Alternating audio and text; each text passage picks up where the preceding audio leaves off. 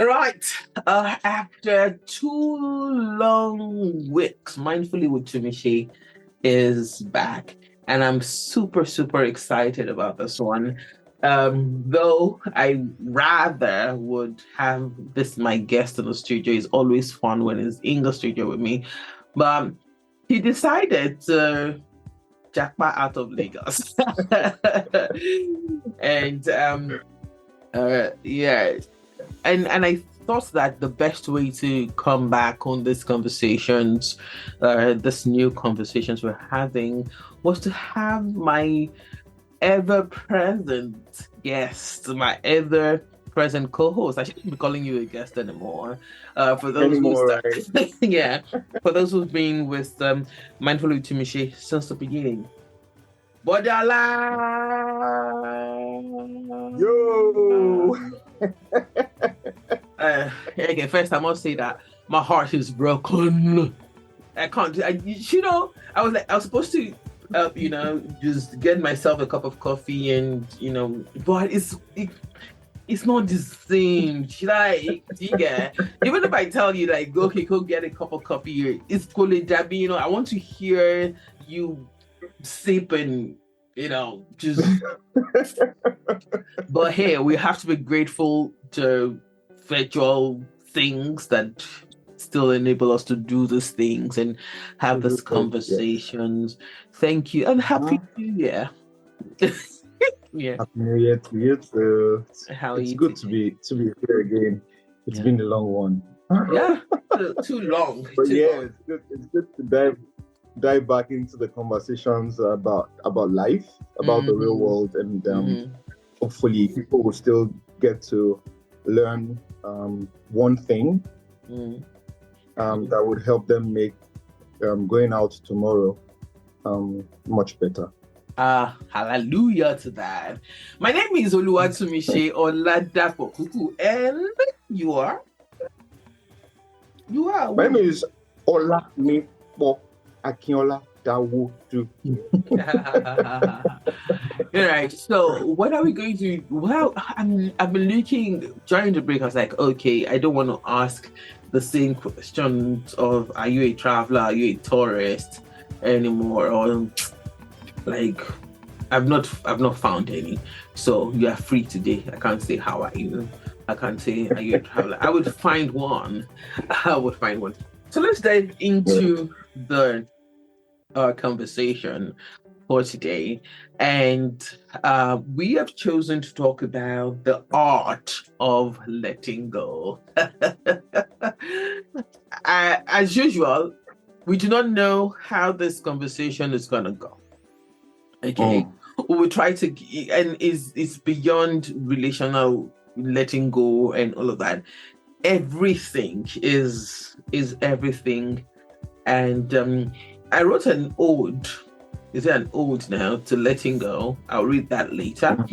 But when I saw what you wrote about letting go and your status, and so let's start this conversation from that. If I can find it, if you have not deleted, because I don't trust you. Like I can be trusted. Okay, so one of the greatest gifts you can give yourself is to hold on to nothing that you cannot let go. What is that, Ola?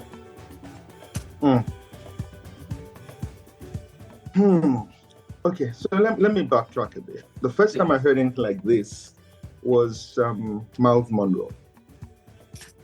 When he said it, I was shocked. I'm like, excuse you? Because what he said was that there was no attachment to anything or anyone. And I thought that was the height of ludicrousness, whatever. Like, we're human beings. We have feelings. We have natural inclinations to attachments. That's who we are. That's how we are. And this was several years ago, about 4 or 5 years ago. But it has never left my mind. No, I can literally see the video and hear him say it over again that if anything happens to anybody, even his wife, he would just take a time to grieve and then move on. duh, excuse you, you know. Yeah. But over the years, especially 2 years ago, last year, this year, the way that I've come to realize that that statement is actually true is mind-boggling. Because I think it started for me literally dropping my expectations of how people should respond to me, right? And before that, it was letting go of all kinds of entitlements. And then I'm just recently realizing that, see, you want peace of mind, don't hold on to anything. If things come, cherish them. If things go, understand that may be the time for their presence in your life has expired, and just let it go. And that was why, and the thought of it, that if you actually don't hold on to anything, right? If there's nothing in your life that is so great that you feel a need to hold on to it, if there's nothing like that in your life, that everything is just, Yorubas have a way of saying afo back. You know, that thing of just touch and feel, enjoy the time that you have with it. When it's gone, just know that, okay, this has gone, let's move on to the next thing. I found that last night, the thought came to me, and it was a peaceful thought. It was a peaceful thought. Again, I'm going to put you on the spot again and go back to that post, and your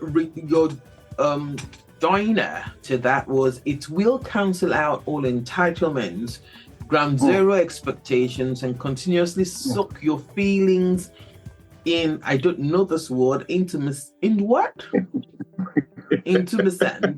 like protection against most, if not all, forms of attachment. Please define that word first. Okay, pronounce it. Go on. Come on. Define the word and then explain what's there. Yeah. Okay, so intumescent is what they intumescent wood with. Okay. Yes, so it doesn't catch fire. Oh, yes. What a metaphor. That's really a word. Yes, so the metaphor is that if you coat your feelings with intumescent kind of paint, such that there is no way any attachment can cause you to catch fire. Nothing would burn you. You would feel it, you would enjoy the feelings, but it won't burn you if it becomes too hot. Oh wow. So yes. It's like a coating.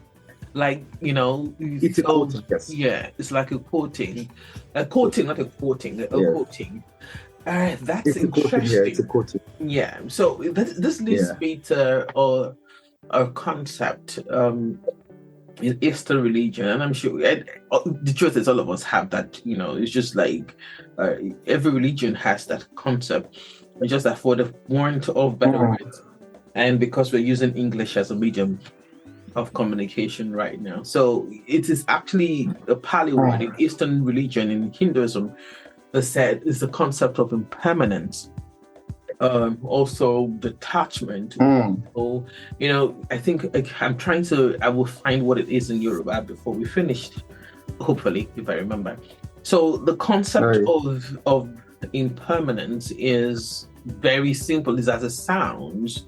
It's a philosophical problem of change, right? And if you can embrace the fact that when things are not going, when my favorite my favorite quote, which is mine, that is, life is lived in transition. That's what impermanence is, because something would happen and it will change, and we resist change, right? We resist change because we don't understand what is going to come, how it's going to come and what the kind of person we will be when this change comes. This change is going to shake you.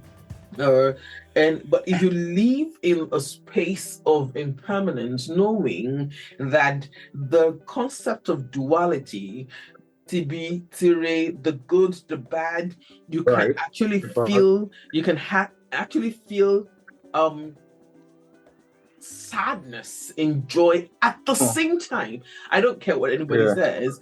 Social media has proven to, texting and has proven that you can be in one chat room having a very gay conversation with a friend, and in the next chat room, and I'm not even talking about, the big social media platforms. I'm talking about just chatting. When like this came to me way back in the BBM days, and I'm like, I'm chatting with somebody, and it's so intense.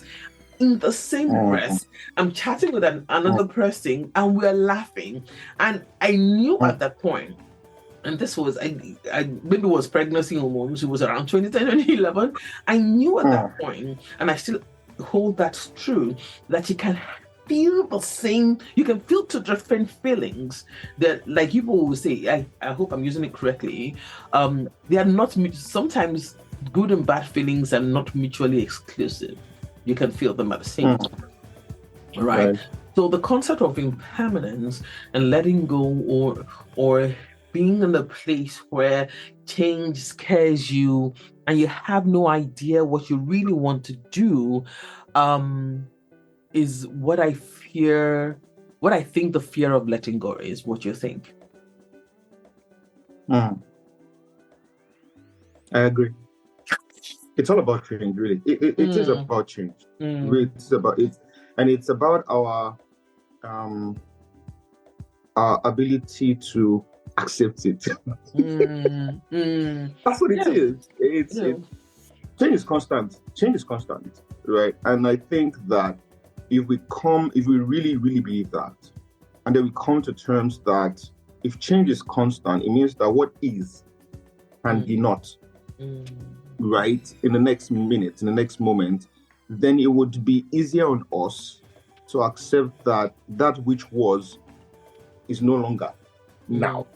It won't be something that we would continue to crave for, that which was, right? But to learn to live with that which is now. And I think the pain won't be as great. I'm not saying the pain won't be, I'm just saying it won't be as great as holding on to what has gone. Let's explore that for a bit, because I've always thought that it's a journey to letting go. It is, there's a journey. The journey to letting go is one of the most uncertain journeys a person can take, because you do not know what is left of you to give or take, right? And like I said, I wrote an ode to. I'm looking at my notes now, and I see that I have about 3 notes I've written to letting go. But let me just run through this one, and let's just explore it for a bit. It says, it's easier to say get over it or let it go, and indeed maybe there are people who letting go comes to as easy, just like Miles Monroe, like you said, or is it that they have come to accept that they have to move on, whether they feel through the emotions or not? Right. You will count the cost, the amount. All the amounts that you have invested in a relationship, in a business, in anything, the amounts and you will go through the motions. You will struggle to make sense of why you thought that venture, that relationship, that dream, that goal deserved your attention and your mental acuity. You will question where the enthusiasm had, rather the breadth of the idea, the venture. Why did I even try at all? Then you will question, and then you will question. That leads me to a song by The Script, The 6 Degrees of Separation. And until you go through the denial, the anger, the bargaining, the depression, and then acceptance, I don't think anyone could let go. I agree. Oh no, I didn't like this. You just agree. Okay, so going through the motion. Because it's true. It's true. I don't think that, see, even for Miles Monroe, I'm not sure that some people say stuff like they have let go, like something happened and people like that, I just think they are dealing with some level of trauma that they've not understood. Because letting go, yeah, some people, it's, okay, so when you say you let go, there's some things that are easy to let go. Maybe somebody has been troubling you for a very long time, right? And then you just let go. That's easy. But if somebody who you thought were bodies with, ghost you, almost the depth of that pain, of that grief, right? It would take a long time for you to work it out of your system. Sometimes it doesn't even go in years, right? Because you would miss them and you'll revisit what happened. You'll miss them, you'll revisit what happened. That would go on, but slowly, the thought and the feelings attached to them being here, right, would begin to dissipate. So sometimes it takes a while. I'm not sure that for everything or everyone, it's just an instant letting go, right? That's why I said I agree. Sometimes you go through, and you know that this denial, acceptance is not like you go from denial to acceptance and then move on. Sometimes you go to denial, and then you come back. It's not linear for everyone, is it? It's not linear for everyone. People don't talk about how they feel. People don't talk about how they feel. We don't. So we don't really have the data or the information or the background to say this is how it is for people. But we know from conversations with people that when people say that they are done, they have moved on, just have conversations with them at some point. It's that they don't want to talk about it. I feel that anytime you don't want to talk about something, there's still something there. Right? When you're not, I feel that there's something there. They don't want to talk about it, or they talk about it and they begin to stutter or stammer something that they say they are good with, or they begin to get upset over something that they said they've accepted. So those are the things that are not fully captured, right, for data purposes, I think, because even human beings, we are changing. That's the funny thing. Human beings are changing. The way we used to see things is different. We have more knowledge of how things work, of how radically dynamic the human mind is, that it's hard to say for certainty that this is how it is. Right? Somebody is okay, and then a kind of grief happens to that person, and everything that they thought that they knew is upended. And they begin to see things differently. So it's not a one way to look at it, but I'm just saying that the earlier we begin to understand that not holding on to anything, it makes that process of letting go, it makes it a lot easier. It makes it a lot easier. It's not that you won't have to deal with it. It just makes it easier. So we had a conversation before we turned on the mic, and I know that letting go is living with. Because, and this might come off to someone as like, why are you revisiting memories and memories and memories? But for me, Oluwatomiṣe, when I'm going through that, that process, of denial, anger, bargaining, depression, before I get to the point of acceptance. And acceptance for me is not just once. That acceptance, like, I'm constantly on it and like, okay, is it okay for me to accept this? Is it okay for me to accept that this relationship or this venture or this dream that I was holding on, or again, the trauma that I'm carrying through. Now, before I can truly say I let go, I can shake some things off easily. Like I can shake 90% of things off easily, but some things that have, let me use your example of ghosting. Yeah. And ghosting is so unfair. But you know how but you know how I've been able to manage ghosting. And again, I said this in the New Year notes that I sent out, is the second agreement, which is not to take anything personally. But before I could get to the point of not taking things personally, and I got to a point where I needed to understand by myself that how this person that is ghosting is probably protecting themselves too. I'm the one thinking that I'm giving my best. What if my best is irritating them? What if my best is putting them in a place where they don't? The power of reciprocity is not lying. It does not lie with me. It lies with the person. I'm the one that understands my energy. This other person necessarily does not understand the purpose or the intent of my energy and all that. And that is quite scary for anyone. That's the way I excuse myself. And then it's like, okay, you know what? When this person is ready, or when the person would, and more often than not, because I had one that was as long as 4 years. I had one that was just months. It comes back and like, you know what, it's nothing about you. It was nothing about you. It was nothing. It was just that I was in a space.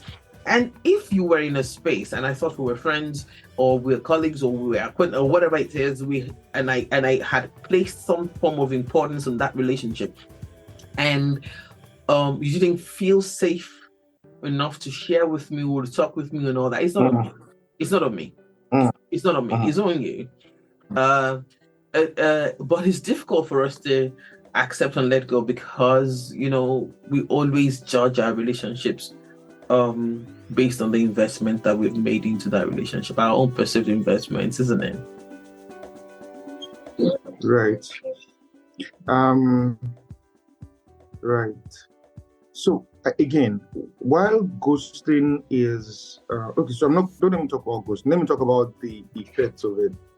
So even when the person comes back, right, there's still the issue of trust.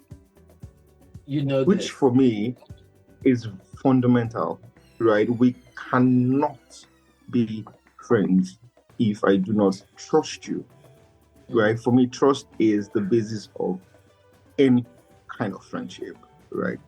So you disappeared. Like I said, like a dog that was hit on the head. It just went, right? And then you come back, right? I've spent the last couple of months or years in that period judging myself, not even you, judging myself. What did I do wrong? What did I say wrong? Where did I go wrong? I've done all that to myself. And then you come back and tell me that it was not about you. Hello? Like, so why didn't you just stay and have a conversation and say, you know what? I'm not in a good space right now. I don't think I can give any good of me or any bad of me to anyone right now. I want to just be away from everyone for a while. I'll probably just ask, hope you're good, and just fine. And then I'll give you that space. But I know I won't spend the next couple of months while you take off, while you're on leave of absence from the friendship. No, it's better to take a leave of absence than to a wall. It's better. If you take a leave of absence, it's official. We both agree to it. Whether I agree to it or not, but at least you gave me the information. When you are in military terms, you literally, you're literally thrown in prison or joy. So I'm saying that when it comes to issues like that, just have that. And if you want to go, stay away. If you come back, I'm not going to give that kind. Again, I don't like to use the word impossible, but you'd have to do a lot more work to bring that friendship or relationship back to where it was. And I might just be sitting it out.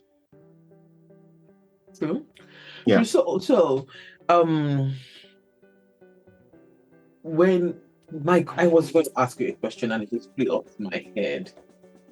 When Right. yeah, I hope it comes back. When people, I should have written that down. I should have written it down. Yeah, when it comes to conversation, that's it. Oh. What do you think make people not? Because we're saying it now, and it's coming off as if it's easy. It's not. I'll give you an example. I hope she doesn't have my head for it for what I'm going to say now. And this just happened about. It was my friend's birthday, the secondary school friend's birthday, about 3 days ago.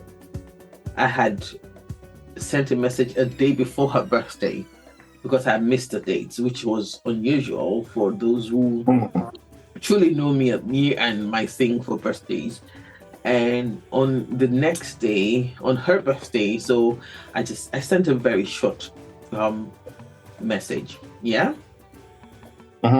And then that was in the group. And then she came to my DM and was like, if Nami write this kind of message now, you go talk, you go ask, And my response to her was, thank you for pointing it out. But if you and I want to be truthful, this relationship hasn't been as deep, as cordial as it was for about 2 years. And we began to have a conversation. And we talked about some certain things that were murky and all that. So, but we had 2 years of, hey, hello, until someone went and said, if Nami write this one now, if we don't shout. And do you know when she did that to me was exactly 2 years ago. She wrote a very short message in the group, and I'm like, okay, babe, are we okay? Yes, I did. I pointed. Are we okay? This message is so unlike you. How is it? Just so unlike. Hey, she said, "Oh, we're good. Nothing." And we still can't. We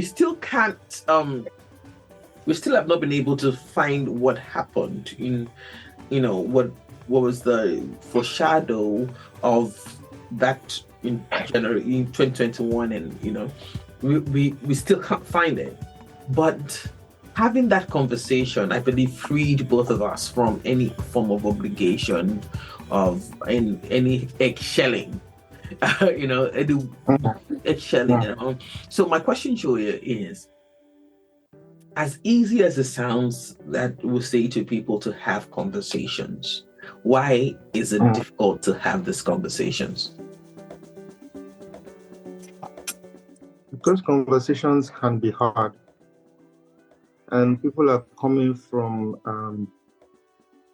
backgrounds where conversations were not easy, right?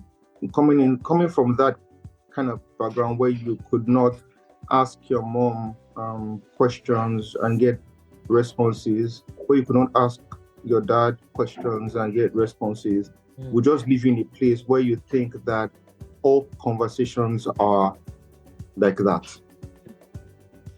Right, and then you come into a place where you're an adult, right? Nobody can beat you. That's what I tell myself.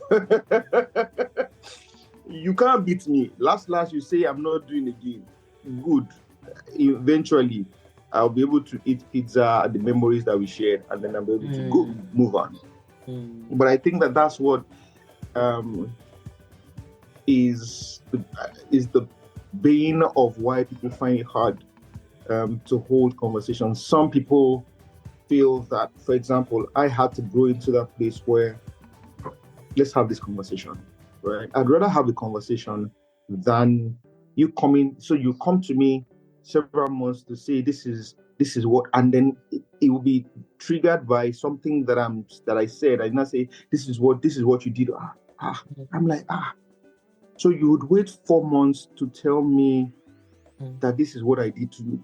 The way my mind works is that you're a wicked person, no?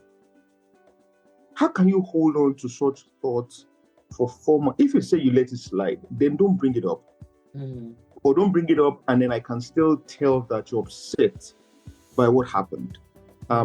People will say, how do you know? Of course, I know you're upset. Yeah, the way you start stuttering and stammering to get your words out, the way you start running just to speak, I can tell that you're still upset about whatever it is that happened. Why would you take 2 months, 3 months, 4 months. I'm not saying that it should be that all conversations can be had immediately. For some people, there are conversations that you need to process what it is that happened, right, to you. You need to, take a few days, maybe a week, but there's no point in going on and coming to tell me that, because I've seen this somewhere where people on Twitter said that you can't tell people when to have that conversations with you. I've seen that, and I honestly, I don't know whether to agree or disagree, but I know that in my mind I disagree. I disagree. All right, I hear you. You're making disagree. Right? I disagree vehemently, truthfully, because so this is why I disagree. You've been caused pain, right? Acknowledged, right? Recognized. I understand that. But why would you want to cause the other person pain and you say that there's nothing to it? I don't understand. Something has happened. You've taken your time to realize that this is what happened to you. What you want to do is cut them off. Then have that conversation and cut them off, right? I don't want to talk to you again. I think that our time has been good. Let them go. There's no point mulling over it. They're checking up on you. You're just giving them one-worded responses. I'm okay. I'm fine. Okay. I don't know. So I just think. I understand, and that is very, and then that's why I think that the world is so broken. Why we are so broken? We embrace the good, and can't necessarily embrace the not so good, the bad. Not so good. Yeah. Yes. So you see, in relationships, in anything, there would always. I've said it somewhere. That is why the logo for Black images is two-faced. Is the black is yin yang. I have yin yang all over my body. Anywhere I can have yin yang, I have yin yang, because for me that is the concept of impermanence. For me, in the good is the bad, in the bad is the good, in the bad is the good. For me, let me make it, let me tell you how easy it is for me to, embrace this bitter herbs of life. And for me, it's without the cross, I wouldn't have salvation. That's as easy as it is for me. That is, if we live in that realm of understanding that until you have a conversations are difficult. We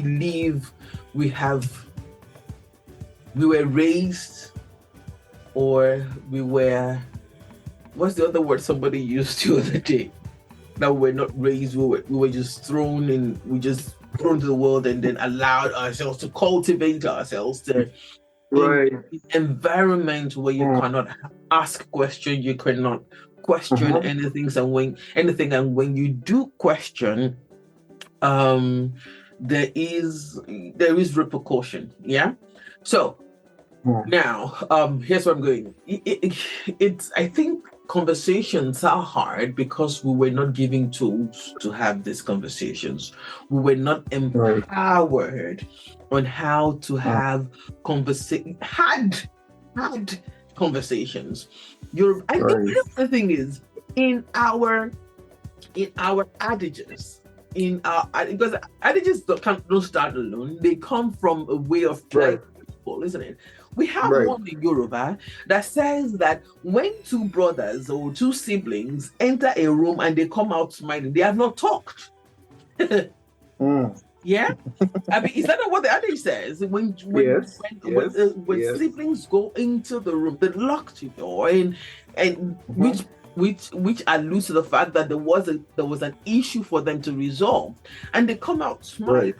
They have not really had a conversation, which says that yes, when you lock that room, as in put all the cards on the table, and then of course And when you have that conversation in the immediate, you might not get healing, but you will get clarity on how to move on forward with that relationship, with whatever. Right. It's just like when you go back, when you're doing the business, or you're trying to build a business, you come back to the table when something is not working. You come back, you will do all forms of x-raying, exposing, whatever the word you want to use, until you get clarity. You don't move on with your business ideas, isn't it?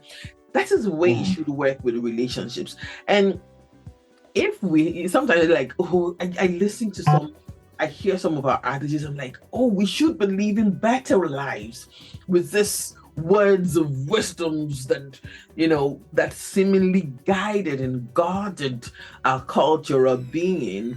But it seems that we have moved away from communality, from communism. And I'm not talking about the political communism.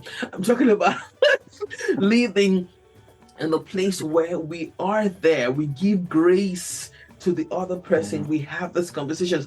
But because we cannot have that adage if it had not being somebody saying that, an elderly person saying that, no, you guys go back in there and have that conversation. And do you understand? Yeah. So crucial conversation. This list is a crucial conversation. You've ever heard the concept of crucial conversations? In fact, I'm reading the book right now. There's a book on crucial conversations. Oh, okay. All right. So yeah, I'm on chapter 2. Fantastic book. Fantastic book. And for those who are listening to us, you just go to YouTube. I could type that now, but it will just take our time. Just go to YouTube, type crucial conversations. There's, what's his name now? Perry Patterson, and his team. They're actually a team. Yeah. And yes, you'll see different kinds of videos on these conversations and why we are afraid to have crucial conversations. So, crucial conversations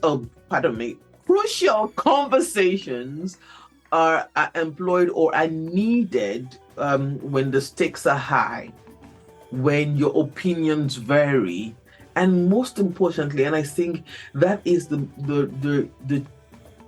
major ingredient that keeps us away from having crucial conversations, when emotions are running strong. You see, right. When emotions are running strong, it's very, very, it's almost very impossible for us to, near impossible for us to have these conversations that can help us be better people. And when these conversations are properly had, when when these conversations are properly had, they are not supposed to break relationships or anything. They're supposed to heal you and move forward and help you let go of whatever attachment you had with a particular subject matter, right? When you have a conversation with yourself, you can let go and not judge yourself. When you have a conversation with other people, you can let go and not judge other people. Voila. Yeah. So when you say that those hard conversations don't necessarily lead to relationship breaking, I don't know. No, that's my opinion. You should relationship. Yeah, but because let me hear you out. Yeah, because I think that after some hard conversations, you would come to some truth, some new knowledge that you probably didn't have before.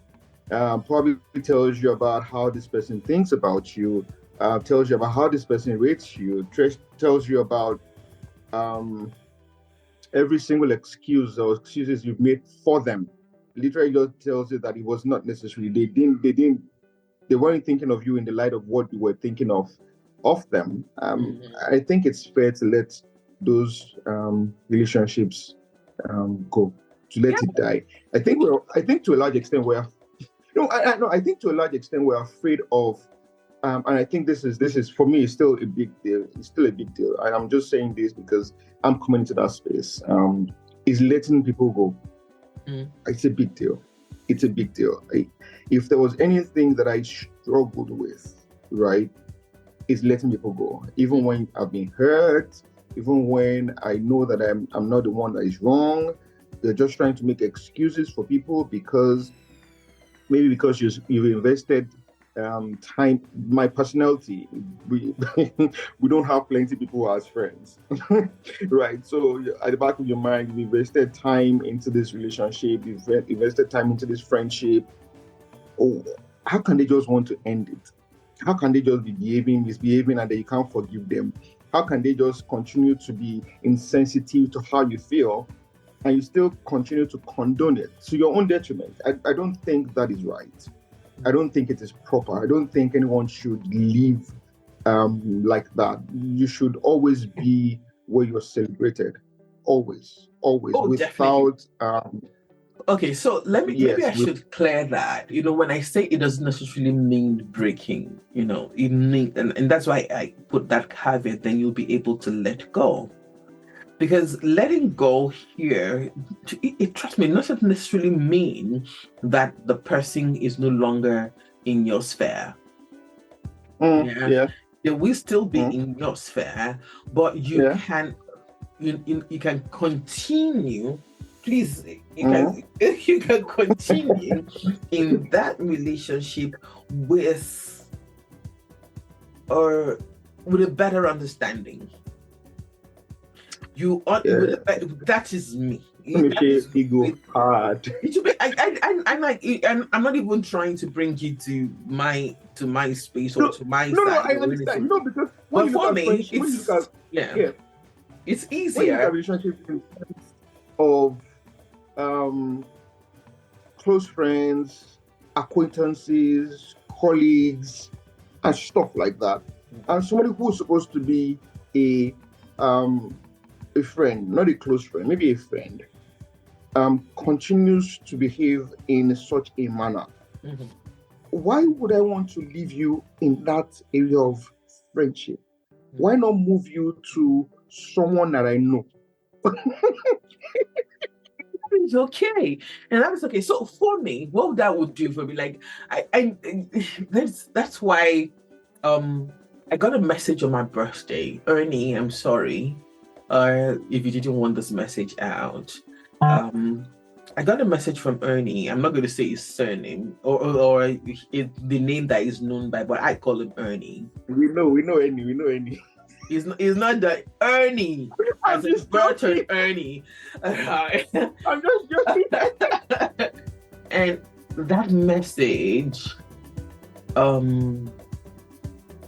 it said, because I had a lot of old friends, like people that I have put in that place that we've had conversations, and they were really emotionally strong conversation that, and okay, this is where you put me, this is where I put you, but because we've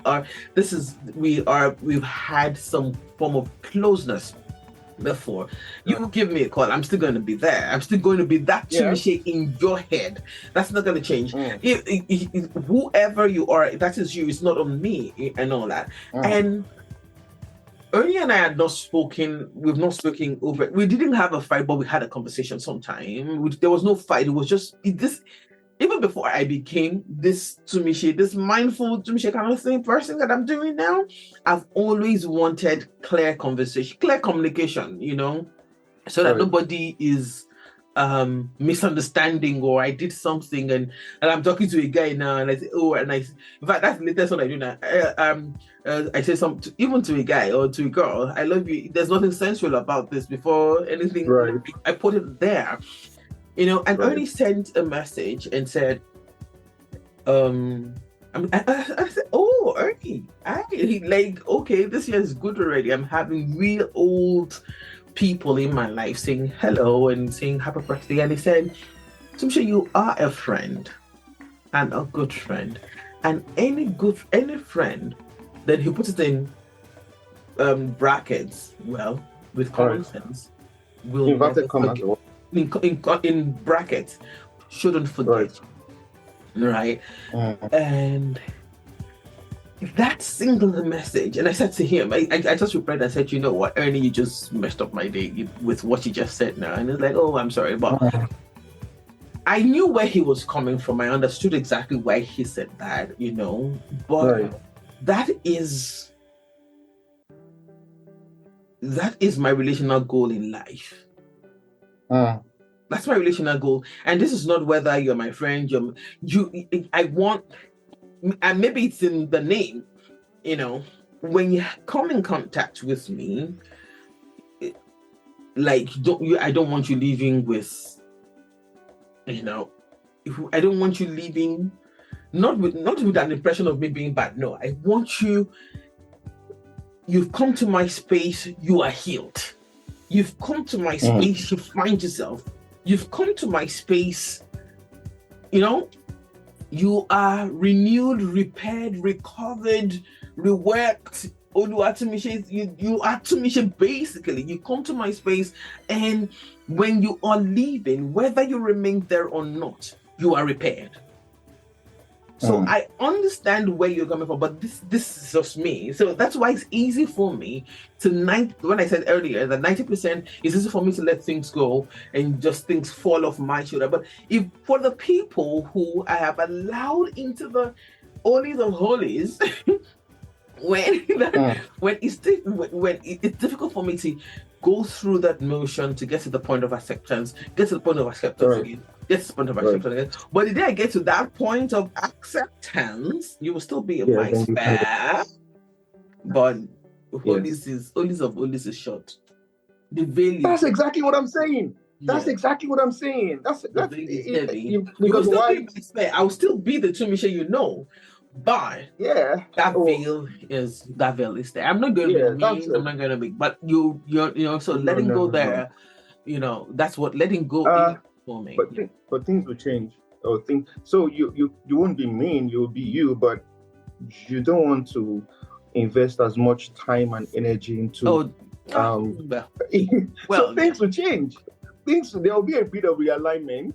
Because you would be your but there will be. So that's I think hard conversations. Hard conversations are what exactly they say they are. They are hard. And then we should not try to minimize the hardness, right? With regards to what hard conversations are. But I think that two things that I say to people when they want to have hard conversations is don't go into this conversation with a closed mind. Don't. You want to have a hard conversation, go with your open mind. Go with mind, I'm going to listen to what this person has to say. Right? I'm going to be very, very attentive. I'm going to ask questions to gain clarity.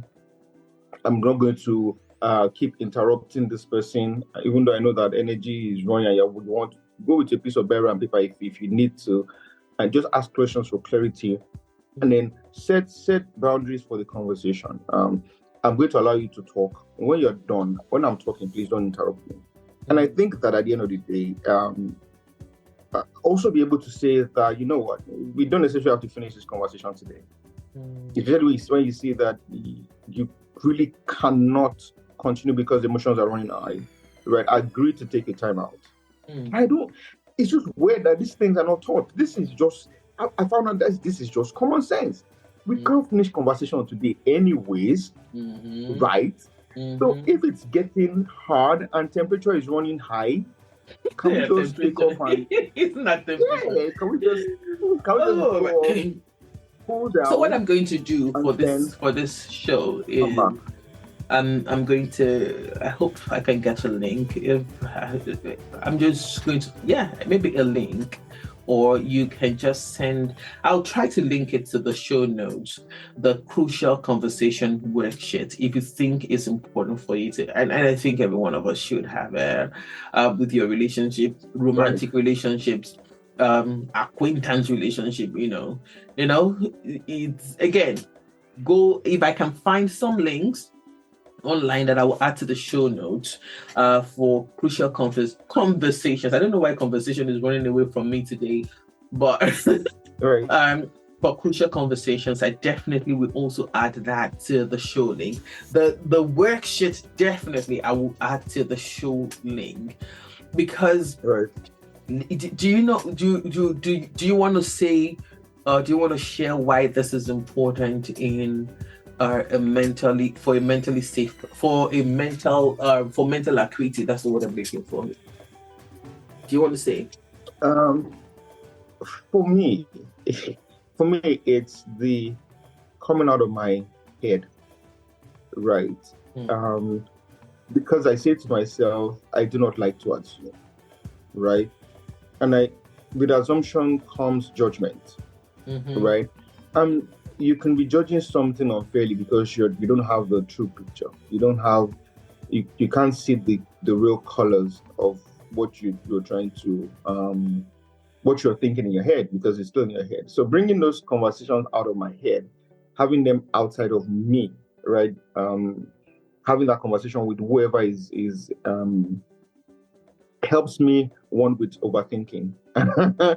Because I can go far in my head. I can go very far. So that helps me to quit overthinking. It helps me to have clarity, because sometimes for example, I'm having this conversation with you now, and I had a conversation last night that I know that what I said, right? But I'm now considering revisiting that conversation. I should have said that better. Right. Yeah, I can now. So I'm now considering revisiting that conversation to say, you know what, can we have this conversation again? Right. So that I can remove my emotions, right? How I felt about whatever it was, and then be able to be more objective. Right, that's what hard conversations. It doesn't mean that all conversations are hardliners. You just take a hard stance. No, it means that you allow yourself to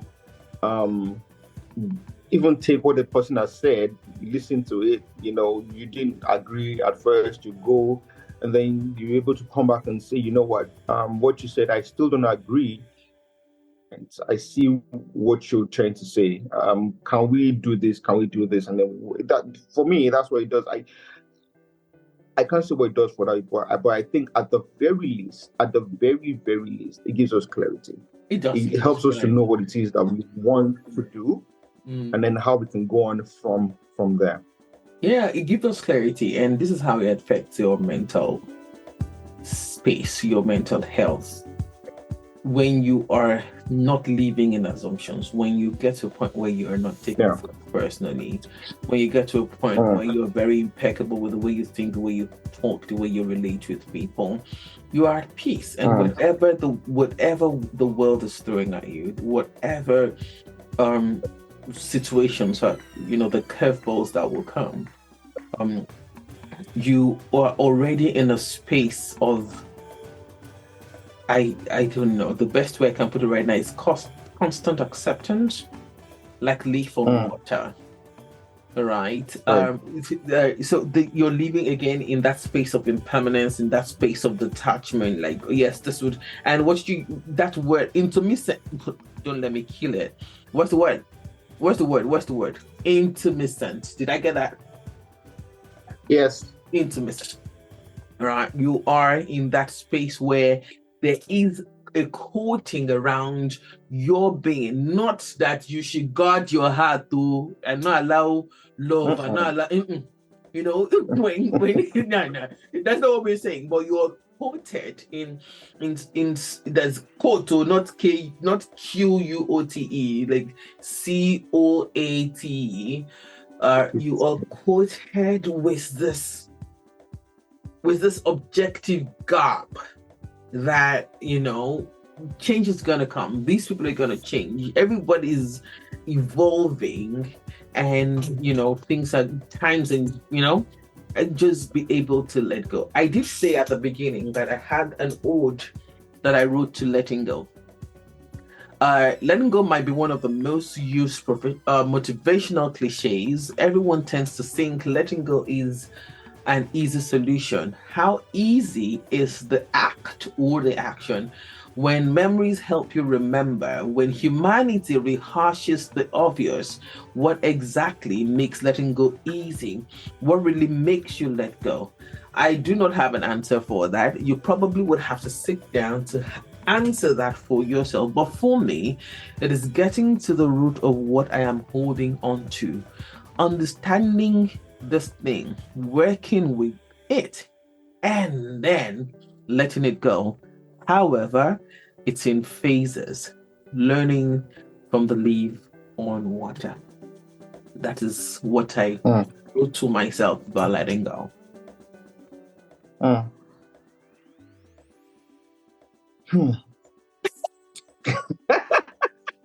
cup of tea there, yeah. Oh my goodness. Yeah.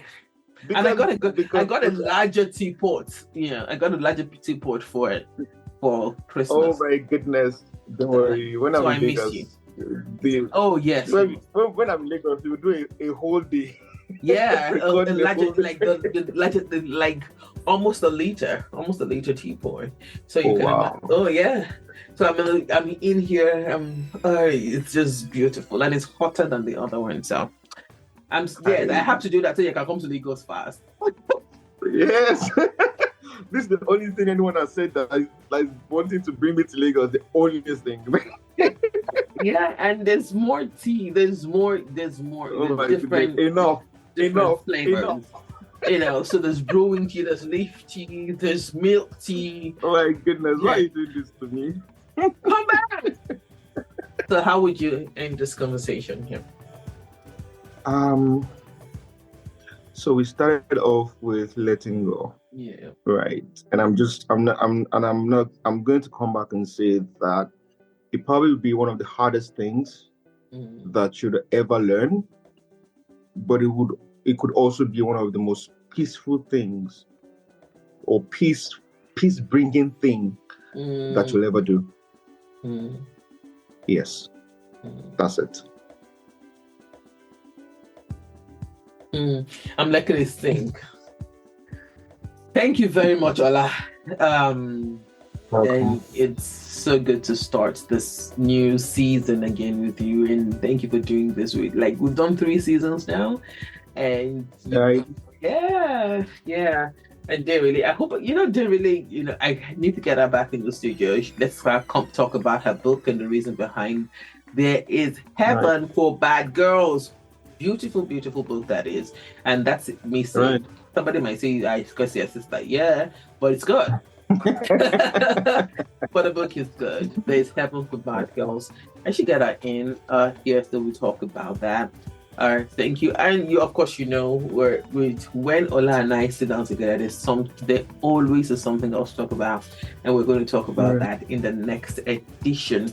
I said it in the notes that I shared during the break that we'll be talking about generational shaming. We'll talk about it. We'll try to get people to come talk about it. The different generations. If I can even get a silent gen into the studio, I will get them. If I can record the great gens, they're almost all dead. But but generational shaming. I got a message that said, "What is generational shaming?" Ola and I, in the next episode or 2, will try to cover what generational shaming is. Hopefully, Ola will not be an apologist, but my ears are filled. Yeah, this is yours. Until then, please don't forget that, like I said, don't worry, I will come back with what Black Images has for you, for all mindful partners this year. We're planning on events and programs that will help you enhance and give you tools to be a teammate to yourself. Don't worry, I will get back to that. I will bring that to you, and just wait for it. Until then, you can also check the show link and pick a copy of Living Mindfully. A Journey to Being. It's a year old now, and the feedback I get has been very humbling, and Ola is on my head to write a part 2 of that book. In fact, the first thing that he said today is, okay, you've not written, I will write it, don't worry. Don't worry, I will write it. I will write it. So get a copy of Living Mindfully. It's on Roving Heights, on Amazon, it's on Kindle, it's on Barnes and Nobles, it's on Rat Book 10. I don't know how to pronounce that, but anywhere you can get your books, you should get your books and enjoy. Find yourself. Let one of the things you want to do this year is to find yourself, be a teammate to yourself, serve yourself. When your cup is full, you can truly, truly then pour to someone. Love yourself, love your neighbor, love your country. Above all of these, love God. He is the essence of your being.